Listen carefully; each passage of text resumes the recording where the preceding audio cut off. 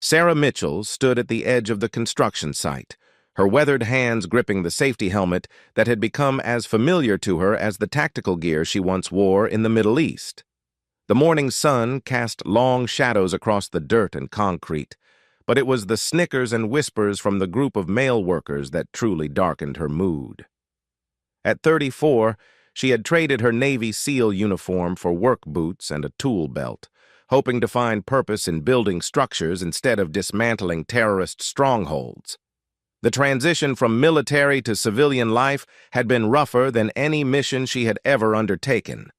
After 8 years of service, including 3 deployments in Afghanistan and 2 classified operations that she could never discuss, Sarah found herself struggling to fit into a world that seemed to question her every move. The construction company had hired her based on her engineering background and leadership experience, but the crew of 20-something men seemed determined to make her life miserable. "Hey, Mitchell!" called out Jake Henderson, the unofficial leader of the group and the most vocal of her critics. His voice carried across the site with a mocking tone that made Sarah's jaw clench. "You sure you can handle lifting those steel beams today? Maybe you should stick to holding the measuring tape." Sarah had heard variations of this comment for the past 3 weeks since starting the job. Each time, she bit back the responses that came naturally to her, the sharp retorts that would have shut down any subordinate who dared question her capabilities during her military service. But this was different. Here, she was just another worker, and creating conflict would only make her situation worse. "I'll manage just fine," she replied evenly, her voice carrying the calm authority that had once commanded respect from Marines twice her size. She had learned long ago that actions spoke louder than words, and she was prepared to prove herself through work rather than arguments. The project they were working on was a new community center in downtown Phoenix, a 3-story building that would serve underprivileged families in the area. Sarah found meaning in the work, knowing that her efforts would create a space where children could learn and grow safely. It reminded her of the schools she had helped protect overseas, the reason she had joined the military in the first place. Marcus Rodriguez, the site foreman and a Marine veteran himself, watched the interaction from his trailer office. He had seen Sarah's military record during the hiring process and knew exactly who he was dealing with. The woman had more combat experience than most of his crew combined, but he also understood the delicate balance required to maintain order on a construction site. He made a mental note to keep a closer eye on the situation. As the morning progressed, Sarah threw herself into her work with the same intensity she had brought to every mission. She operated the crane with precision, moved materials with efficiency, and solved problems with the quick thinking that had kept her team alive in hostile territory. But no matter how well she performed, the comments continued. "Look at her trying so hard," whispered Tony Vasquez to his partner as they watched Sarah coordinate the placement of a massive concrete panel. "Acting like she's some kind of superhero." The other workers had formed an informal alliance against her, not necessarily out of malice, but from a combination of insecurity and traditional thinking that questioned whether a woman belonged on their crew. Most of them were good men with families to support, but they had never worked alongside someone like Sarah, and their discomfort manifested as casual cruelty. During lunch break, Sarah sat alone at a makeshift table made from plywood and sawhorses, eating a simple sandwich while reviewing the afternoon's blueprints. The isolation didn't bother her as much as it should have. She had spent countless hours alone in observation posts and safe houses, learning to find peace in solitude. What troubled her was the waste of potential, the knowledge that this crew could accomplish so much more if they worked as a true team. "You know what your problem is?" Jake said, approaching her table with his own lunch. His tone was conversational, almost friendly, which somehow made his words more cutting. "You're trying too hard to be one of the guys. Maybe if you accepted that you're different, things would go easier for everyone." Sarah looked up from her blueprints, studying Jake's face for a moment before responding. She saw a young man, probably 26 or 27, with calloused hands and sun-weathered skin that spoke of years spent in manual labor. There was no real hatred in his eyes, just a kind of casual dismissal that she had encountered countless times before. "I'm not trying to be one of the guys," she said quietly. "I'm trying to do my job well, same as everyone else here." "Right. But maybe your job should be something more suitable. You know, something that doesn't require so much physical strength." Sarah felt the familiar fire building in her chest, the same anger that had fueled her through Bud's training when instructors had tried to break her spirit. But she had learned to control that fire, to channel it into determination rather than destruction. "I appreciate your concern," she said, her voice remaining level despite the storm brewing inside her. "But I think I can handle myself." Jake shrugged and walked away, leaving Sarah alone with her thoughts and her sandwich. She knew that tomorrow would bring more of the same challenges, more questions about her abilities, more subtle attempts to undermine her confidence. But she also knew something that Jake and his friends didn't yet understand. She had faced down terrorists in caves, survived explosions that killed her teammates, and earned her place among the most elite warriors in the world. A construction site was just another battlefield, and Sarah Mitchell had never lost a fight that truly mattered. She just hadn't decided yet whether this one was worth winning or if she should find somewhere else to rebuild her life. The decision, she knew, would come soon enough. As the afternoon sun beat down on the construction site, Sarah returned to her work with renewed focus. She had 3 hours left in her shift, and she intended to make them count. Whatever happened next, she would face it with the same courage that had carried her through 8 years of military service. The real test, she sensed, was still coming. The incident that would change everything began on a Tuesday morning in late September, when the Phoenix heat was finally starting to break.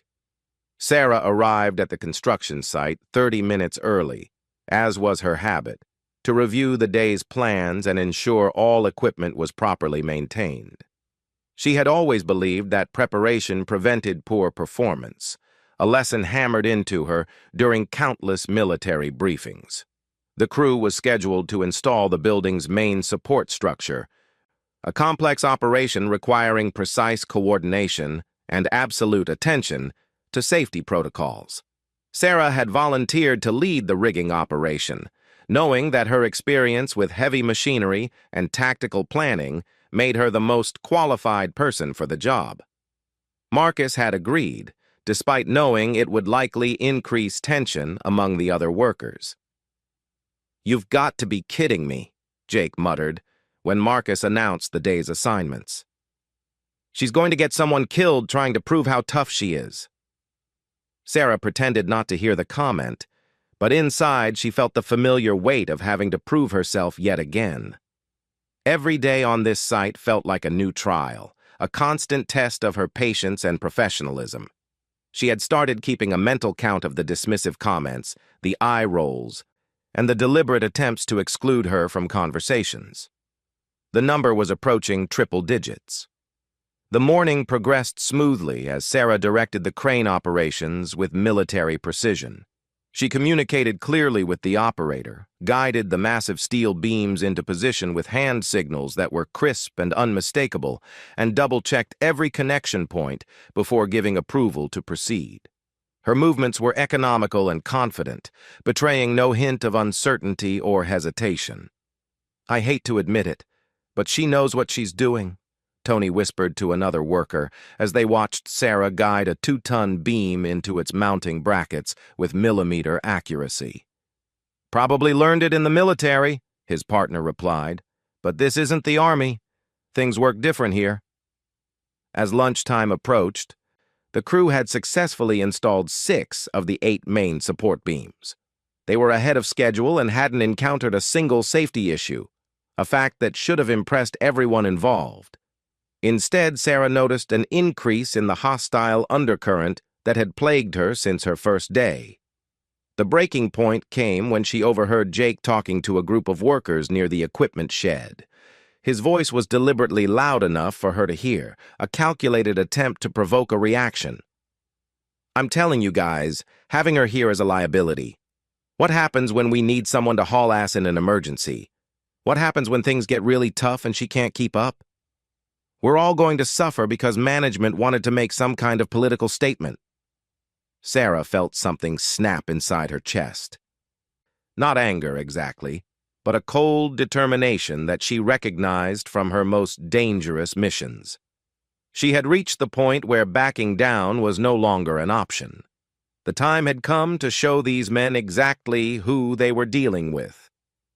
She walked deliberately toward the group, her stride carrying the unconscious confidence of someone who had faced down armed insurgents in foreign countries. The conversation died as she approached, and she could see uncertainty flickering in Jake's eyes despite his bravado. "Jake, I need to talk to you," she said calmly. "Privately." "Whatever you have to say, you can say it here," he replied, but his voice lacked its usual conviction. "Fine," Sarah said, her tone remaining conversational despite the electricity in the air. "I've been listening to your concerns about my capabilities for 3 weeks now. I think it's time we settled this question once and for all." The other workers exchanged glances, sensing that something significant was about to happen.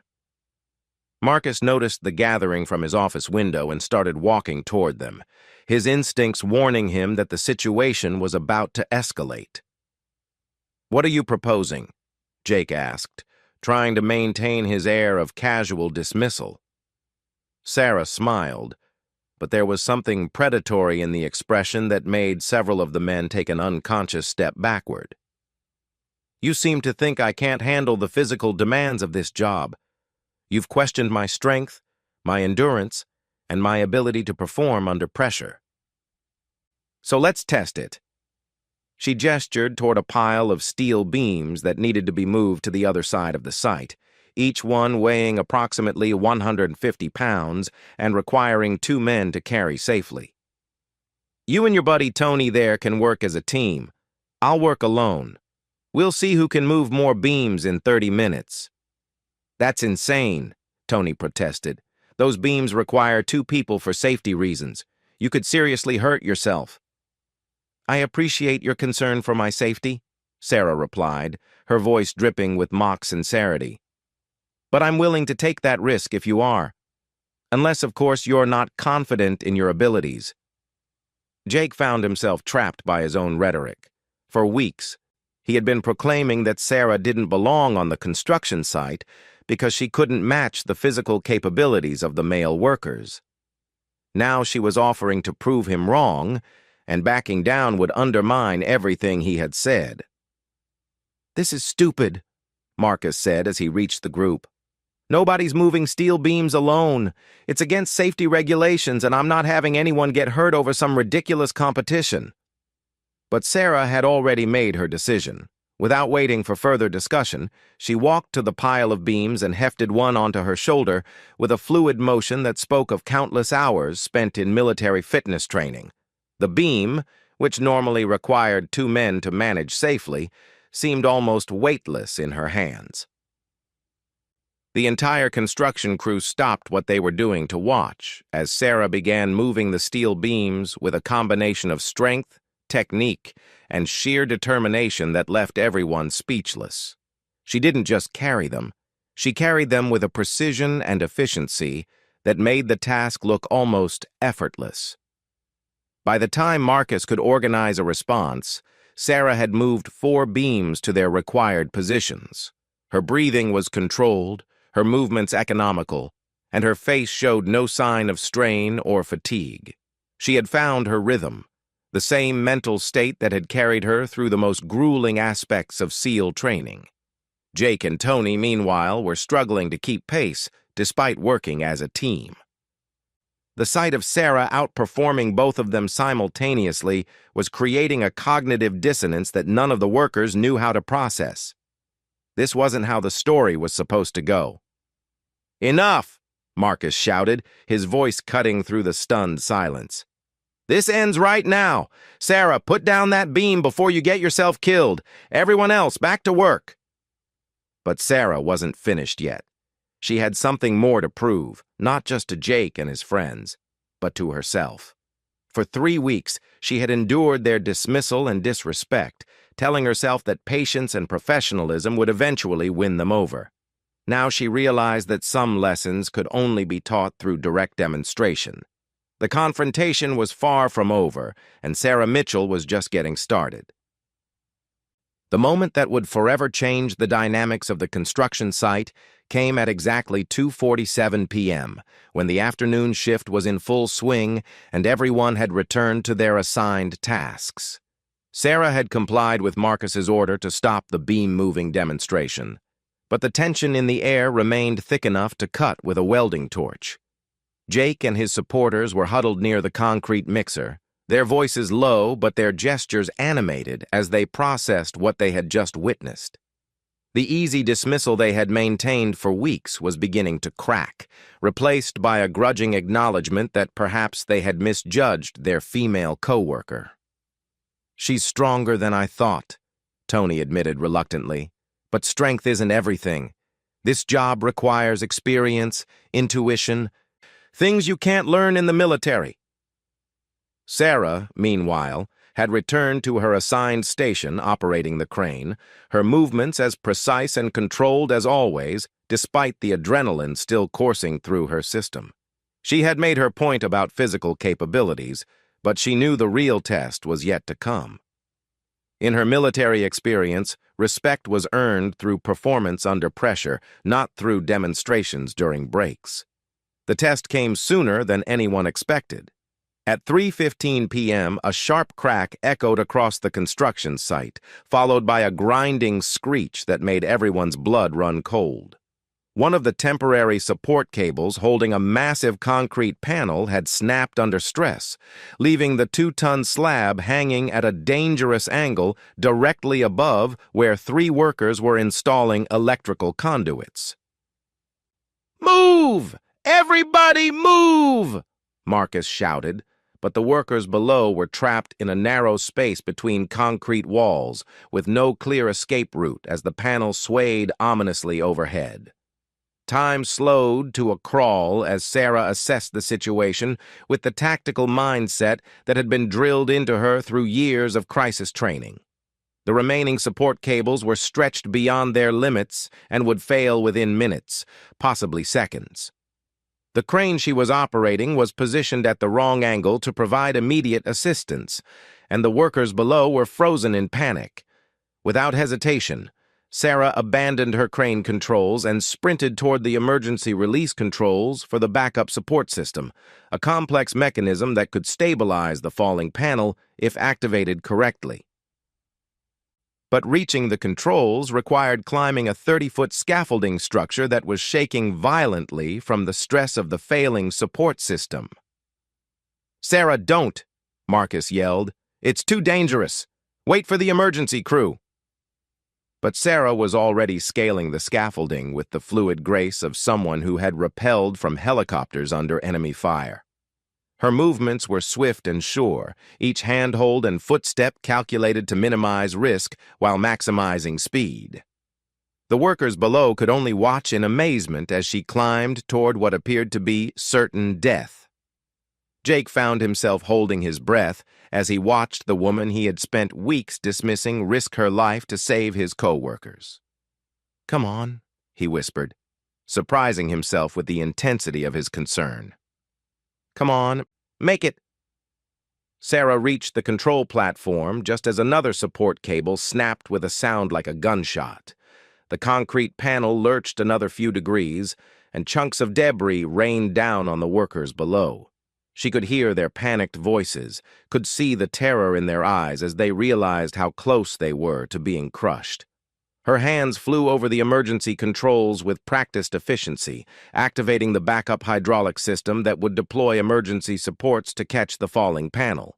But the system was manual, requiring precise timing and physical strength to operate the emergency winch that would position the supports correctly.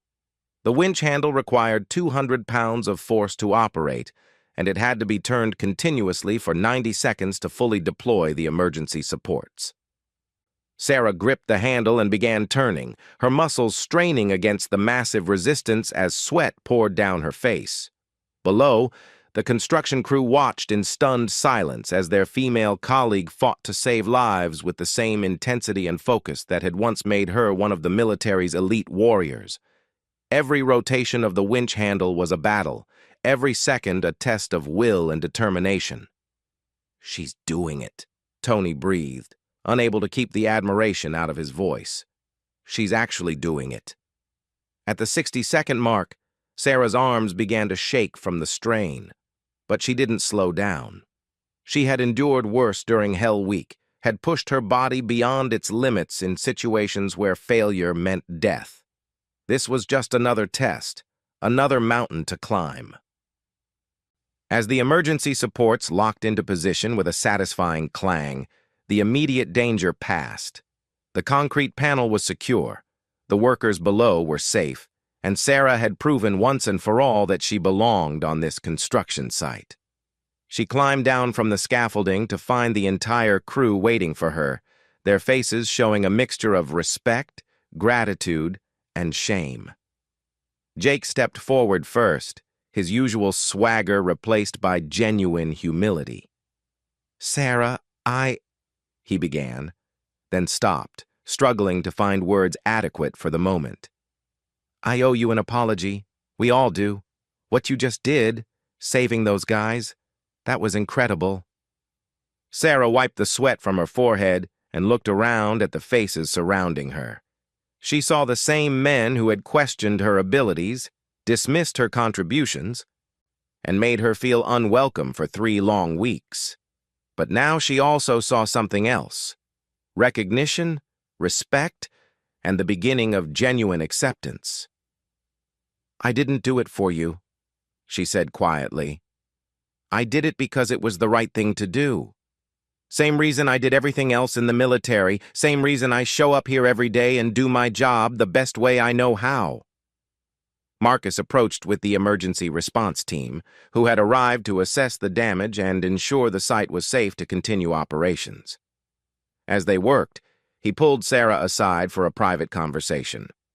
"That was either the bravest thing I've ever seen or the most foolish," he said with a slight smile. "Probably both, but you saved 3 lives today and everyone here knows it." "Just doing my job," Sarah replied, but Marcus could see the satisfaction in her eyes. Over the following weeks, the atmosphere on the construction site underwent a complete transformation. Jake became one of Sarah's strongest supporters, often defending her against newcomers who made assumptions about her capabilities. Tony started including her in conversations about technique and strategy, recognizing that her military experience brought valuable insights to their work. The crude comments and deliberate exclusion stopped entirely, replaced by the kind of professional camaraderie that Sarah had been hoping for since her first day. She was no longer the outsider trying to prove herself. She was simply Sarah Mitchell, a valued member of a construction team that had learned to appreciate strength in all its forms. 6 months later, when the community center was completed ahead of schedule and under budget, Sarah stood with her crew at the dedication ceremony. The building they had created together would serve families for generations, a lasting testament to what could be accomplished when people worked together despite their differences. As children ran through the halls that Sarah had helped build, she realized that she had found something she thought she might never have again: a sense of purpose, a place where her skills mattered, and a team that had learned to see past their preconceptions to appreciate the person she truly was. Jake approached her during the ceremony, extending his hand with a genuine smile. "Thanks for not giving up on us," he said simply. Sarah shook his hand, thinking about all the battles she had fought and won throughout her life. Some had been against foreign enemies, others against the limitations that people tried to place on her dreams. This particular battle had been different, fought not with weapons, but with patience, determination, and ultimately, the courage to risk everything for people who had never accepted her. It was, she reflected, perhaps the most important victory of her entire career.